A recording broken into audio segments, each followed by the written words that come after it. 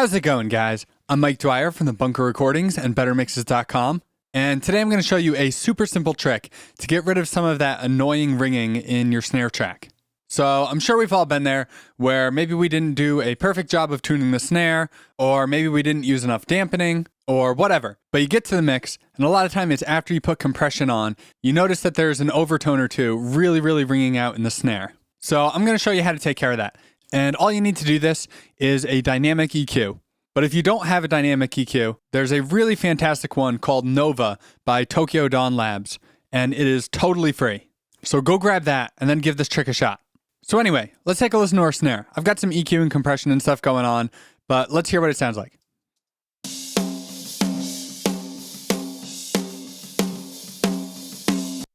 So it's sounding pretty good, but there's one overtone that's just sticking out a little bit too much. So the first step is I'm just going to make a band with my EQ, and I'm going to set the bandwidth to be very narrow. Something like that for now. Now I'm going to hit play, and I'm going to sweep this frequency around until I find where the annoying resonance is. And in the case of a snaring, it's probably going to be somewhere between, say, 250 and 500 hertz.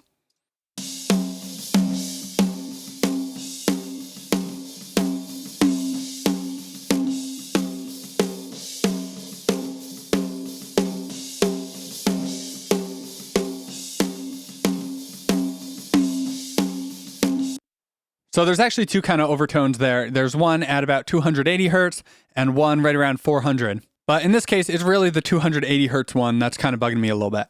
So now that we found that frequency, we'll drop our gain back down to 0, and then we'll hit play, and we'll slowly start to bring this down until the annoying resonance is more or less gone.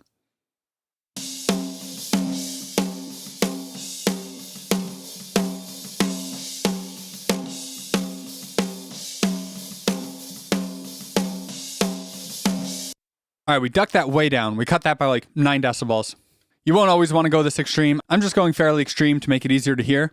Sometimes you'll want to, but you might only need to do a couple decibels. And while we're at it, let's grab that ring right around 400 hertz as well.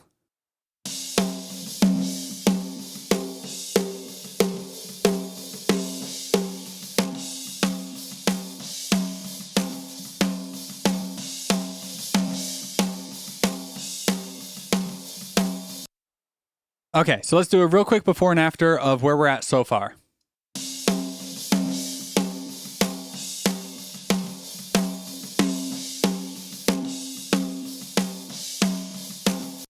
So we've definitely gotten rid of a lot of those overtones that were ringing out, but I also feel like we made our snare a little bit lifeless in the process.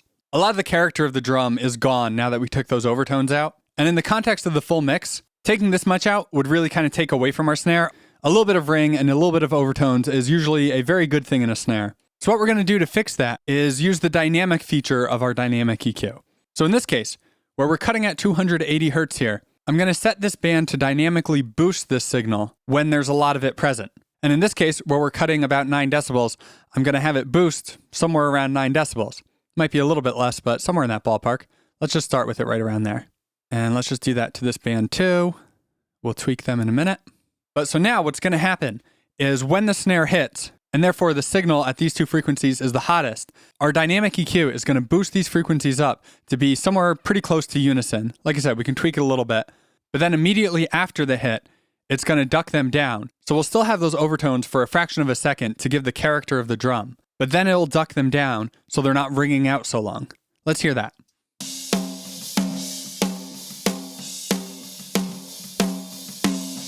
And let's do it back to back so you can really hear the difference. So first we're just going to have our normal static EQ cuts, and then I'm going to turn the dynamics on.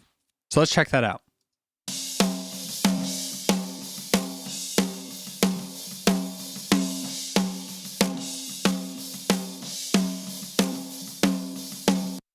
So hopefully you can hear that. Let's make that even more extreme. Let's just go absolutely ridiculous with this.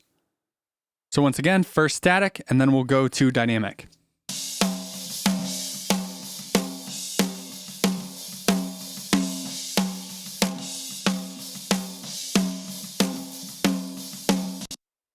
So you can see there, even though we're cutting like almost 20 decibels at each one of these frequencies, because it's boosting it for a fraction of a second, our snare doesn't sound unnatural and we still have the character of the snare. But we don't have that long ringing frequency anymore. So let me just put these back to where we had it a minute ago. And let's just do a before and after of this whole trick.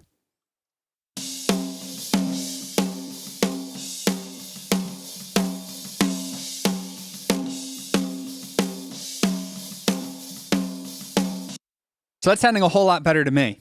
Like I said, we're retaining all that great character of the drum, but we don't have those couple of pitches just ringing out consistently throughout the whole track. So if you find yourself with a ringy snare that you have to deal with, give this a shot.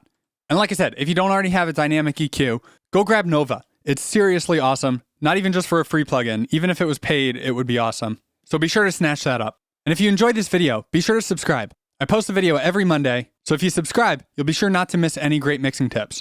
Also, be sure to head on over to bettermixes.com to grab a free copy of my Ultimate EQ cheat sheet.